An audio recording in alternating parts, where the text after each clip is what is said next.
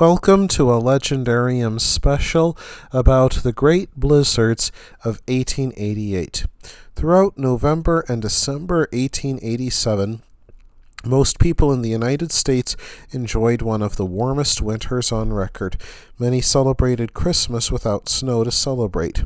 However, January 1888 saw the most intense cold wave on record strike the western United States. On January 14th, temperatures in Eureka, California plunged to 20 degrees Fahrenheit. The next day, it plunged to negative 24 degrees in Lakeview, Oregon. By January 16th, 1888, the temperature plunged to negative 6 degrees in Roseburg, Oregon, and negative 20 degrees in Boise, Idaho. The coldest temperature during the month would be negative 56.8 degrees at Poplar River, Montana on January 15th. Of course, Americans built very few weather stations in the far west by that time, so many other locations probably also endured record low temperatures. However, the human tragedy of this blizzard season is better documented. On January 12, 1888, on a Thursday afternoon, within a matter of hours, Arctic air from Canada rapidly pushed south. Temperatures plunged to 40 degrees below zero in much of North Dakota.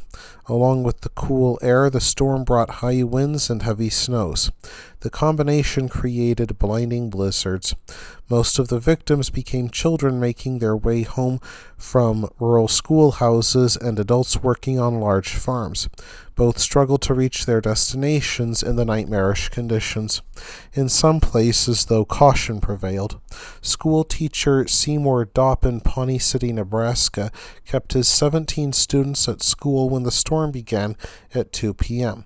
They stayed overnight burning stockpiled wood to keep warm. The next day, parents crossed 5-foot-tall snowdrifts to rescue their children.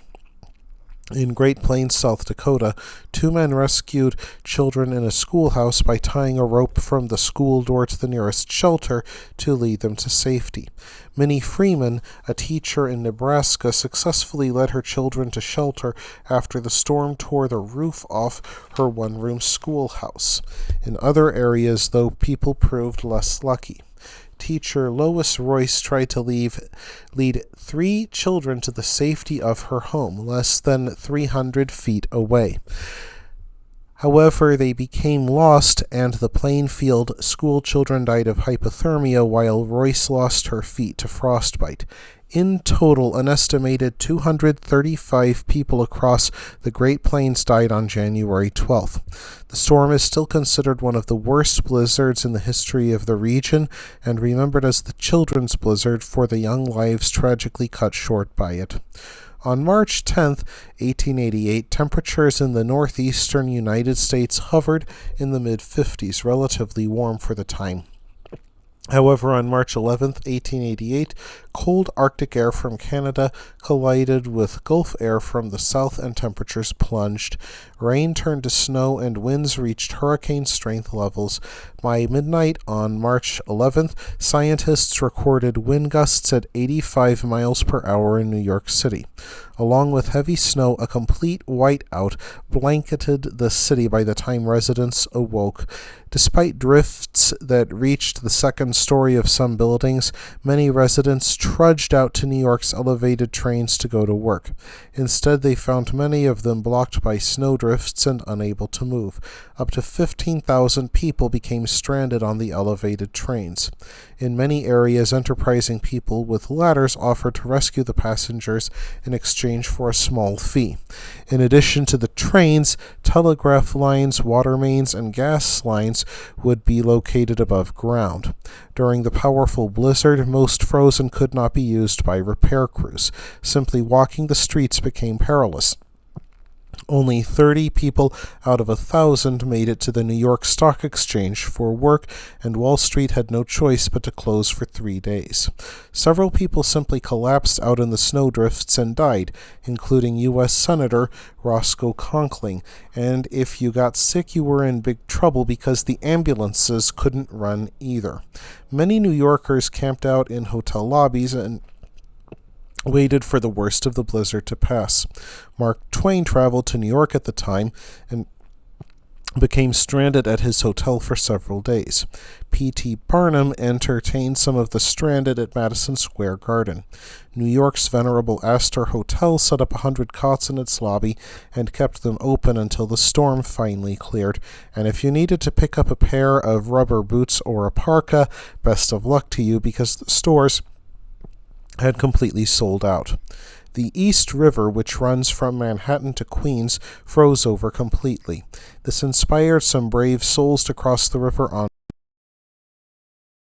when the tides changed and broke up the ice, stranding the adventurers on ice floes. On March 13, 1888, the temperature in New York fell to 6 degrees Fahrenheit, still the coldest temperature ever measured so late in winter. Overall, 200 people died in New York City alone. However, New York would not be the only area to suffer. Along the Atlantic coast, hundreds of boats sunk in the high winds and heavy waves. The snowfall totals north of New York City proved historic. Keene, New Hampshire received 36 inches. New Haven, Connecticut, 45 inches. Troy, New York was buried under 55 inches of snow over 3 days. Outside the towns, thousands of wild and farm animals froze to death in the blizzard. In the wake of the storm, officials realized the dangers of above-ground telegraph, water, and gas lines and moved them below ground.